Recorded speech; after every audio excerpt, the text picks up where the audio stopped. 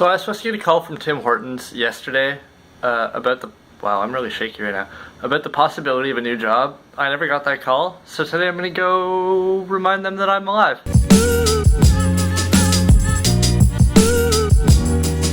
Alright, just got back from Tim Hortons, talked to a manager there and asked why I hadn't gotten a call yet. Turns out the hiring manager comes in tomorrow, so most likely the day you're seeing this video, I will hopefully get a call or an interview for Tim Hortons and have a job, which would be really, really good, because I would like to pay my rent.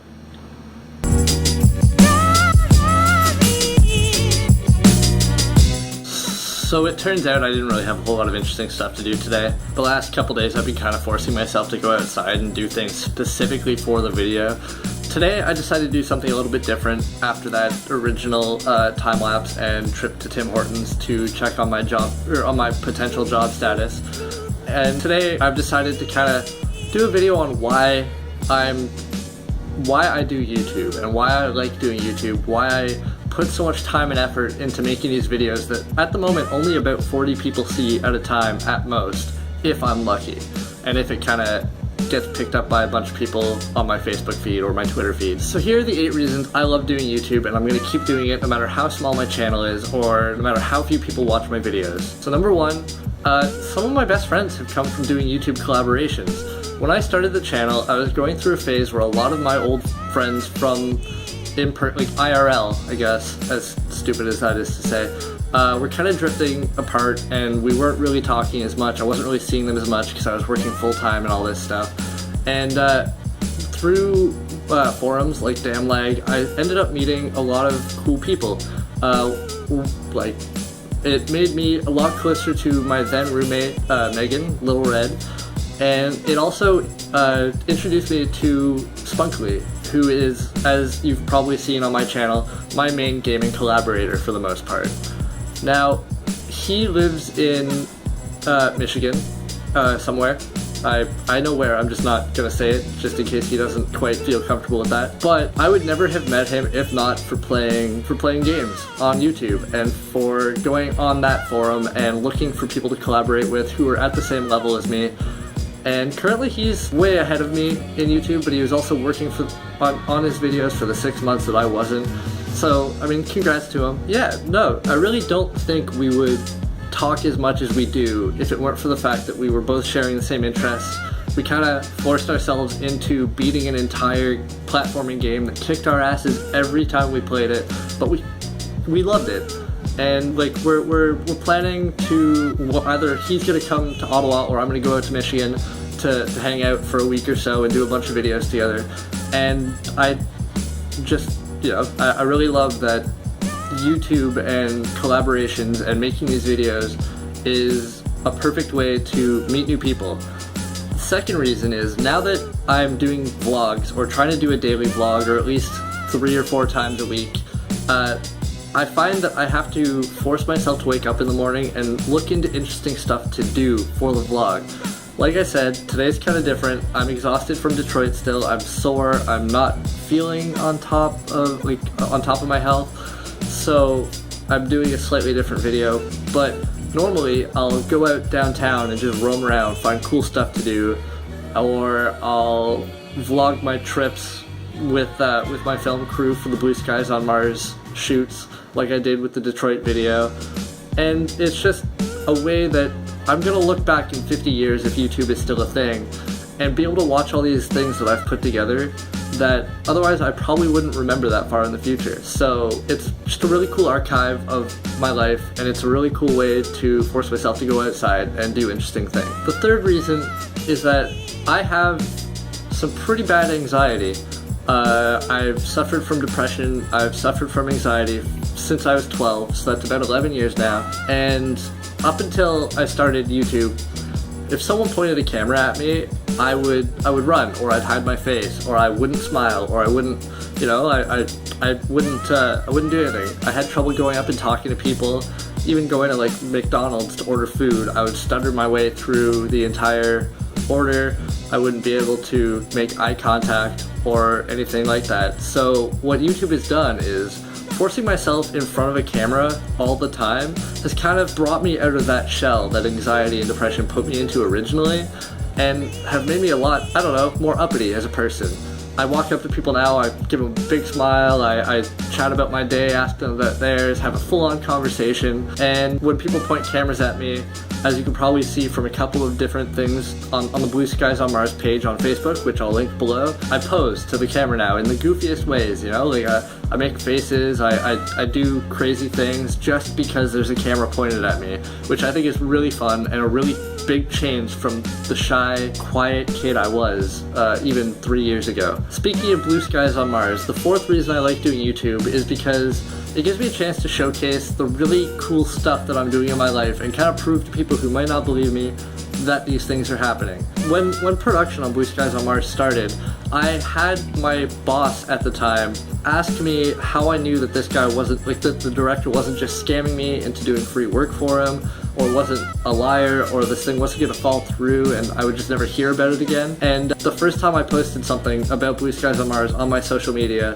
anywhere, helped me throw in that validation, like throw that in her face kinda. I don't really want to say it that way, but it proved to her that I wasn't just some naive idiot working a dishwashing job, being ripped out of money there, and then working on this project that might go nowhere. Recently I've decided to start doing Awesome Ottawa, which is just me walking around Ottawa looking at stuff that I wouldn't normally pay attention to because I've grown up here. It not only lets me showcase the city I live in, the things I love to do, but it also just gets me out there and opening my eyes to the city at large. And with Ottawa 2017, which is our 150th anniversary coming up, it's been really cool seeing all the stuff that the city's doing to get ready for it, even if they have better stuff they could be spending their money on.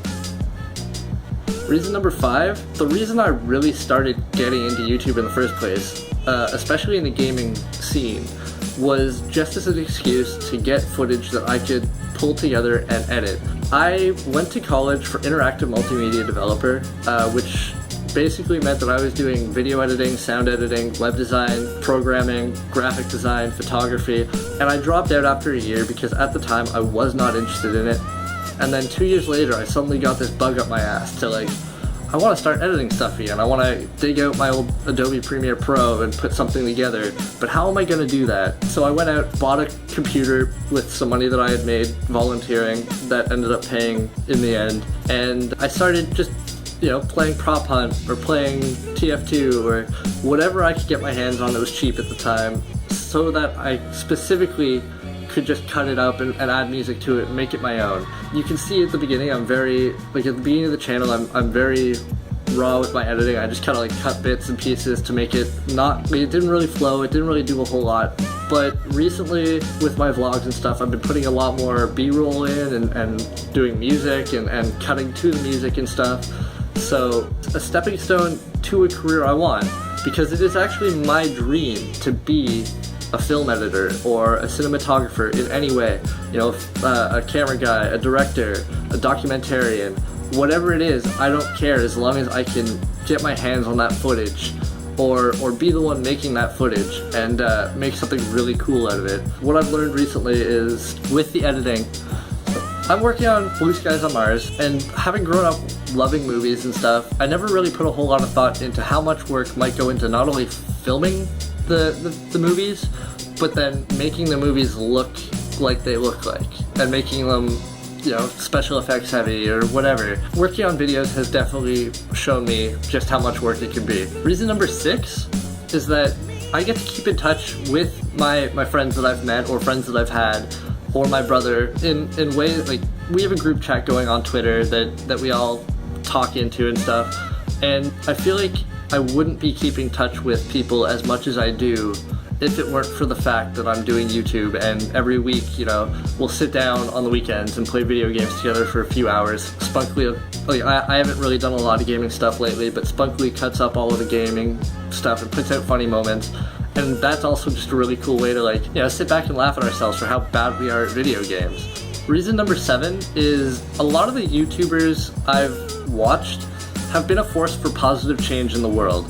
Now, what's happening in Ottawa right now is that there's a rise in crime rates, there's a rise in homelessness, there's a rise in just you know, our provincial government is not doing the greatest job. And I see YouTube as a way to make that positive change in the world that I want to see. So I haven't really started doing a whole lot yet because my influence isn't really that far reaching. But I've got some amazing ideas for things I want to call attention to in Ottawa, let alone the world. It also gives me a way to talk about things I love. Again, I'm going to mention Blue Skies on Mars. You guys are going to get so sick of hearing about that movie by the time it comes out. I just hope you actually still watch the movie when I put the links and stuff on the channel, on my social media, on my Facebook. There's no way that I would be able to show people just how much fun I'm having if I didn't have video as a way to explain it.